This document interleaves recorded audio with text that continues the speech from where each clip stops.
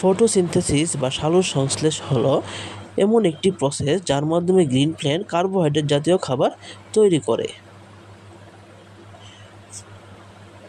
Photosynthesis হলো একটি anabolic process যার মাধ্যমে গ্রিন প্ল্যান্ট কমপ্লেক্স ফুডগুলিকে ভেঙে সিম্পল ফুডে পরিণত করে। এখন আমাদের বুঝতে হবে যে ফটোসিনথেসিসের জন্য কী কী দরকার। ফটোসিনথেসিসের জন্য আমাদের কার্বন ডাইঅক্সাইড, জল, সানলাইট এবং ক্লোরোফিল দরকার।